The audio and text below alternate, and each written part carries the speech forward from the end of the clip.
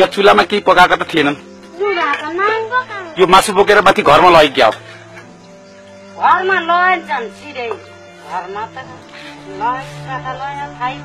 बस यही घर हो अमरबहादुर नेपालीको जहाँ उनको पसल पनि छ।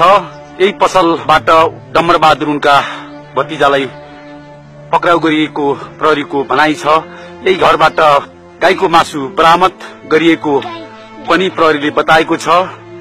अब म वास्तवमा यो घरमा यो रिपोर्ट तयार पार्ने बेलासम्म 22 दिनकी सुत्केरी हुनुहुन्छ। कतिपयले उनै सुत्केरीलाई खुवाउनका लागि मासु काटेर ल्याएको भन्ने आरोप पनि लगाएका छन्। सत्य के हो यसबारे म यी परिवारजन र छिमेकीसँग बुझ्न गइरहेको छु। सर्वप्रथम म गाई काटेको आरोपमा पक्राउ भएका अमर नेपालीका पिता सन्तबहादुर नेपालीसँग सोध्न गइरहेको छु। जुन बजारमा विशेष गरी सामाजिक सञ्जालमा जुन खालको आरोपहरू आएको छ के पाउनुहुन्छ तपाईले? हजुर, मैले यो हेर्दाखेरि मैले यो गाउँको हल्ला सुने अनुसार म त यहाँ केही दिन पनि थिइनँ। जुन चाहिँ घटना हुँदा दिन र म थानामा पुगिसकेको थिएँ र आज मात्र म घर आएको। म अहिले आएर गाउँमा बुझ्दाखेरि जहाँसम्म लाग्छ यो नभएको आरोप हो कि अब गाई हिँडालेका होस् कहाँ हिँडालेका गाई लुटेर मरेर काटियो भनेर भन्छन्। यहाँ बुझ्दाखेरि मरेर काटेका भनेर भन्थे गरे।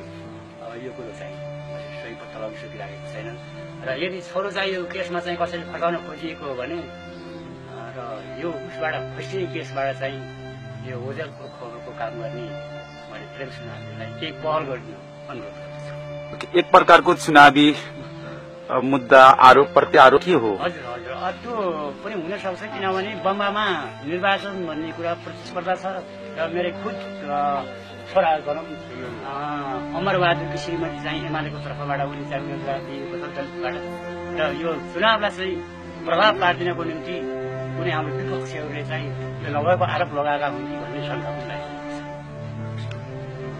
अनि मासु त यही घरबाटै बरामद गरे नि प्रहरी? मासु होला, म त्यति बेला पक्राउ गरिसकेको थिएँ। त्यसो हुँदा मैले मासु तपाईँलाई पनि पक्राउ गरियो, पितालाई पनि?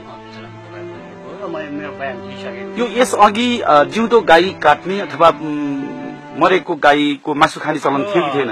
मरेको त अब हाम्रा पूर्वजहरूले खाए, म आफै अहिले गाईको मासु खाँदिनँ। तर पहिले चाहिँ मरेको सिनो भनेर अब हामी साइडकी परिवार पर्थ्यौँ। कति घर धुरी हुनुहुन्छ यहाँ? हामी 13-14 घर छौँ, हामी साइडकी जातिहरू र यो पहिले खान्थे पनि। मैले पनि खाएको मलाई सानो विद्यार्थी अवस्थामा अहिले चाहिँ मैले खाँदिनँ। तर गाई काटेर खाएको रेकर्ड थिएन। मरेका गाईहरू चाहिँ आज पनि पाए मरेको फेला पारेर तल्लो जातिहरू साइडकीहरू ताजा फेला पारेर खान्छन्। यो विशेष गरी चुनावका दलित बस्तीमा जाँड रक्सी मासु खुवाउने भोट तान्ने चलन रहँदै आएको भन्ने कुरा चर्चामा छ। त्यस्तो गरिँदै आएको छ कि छैन?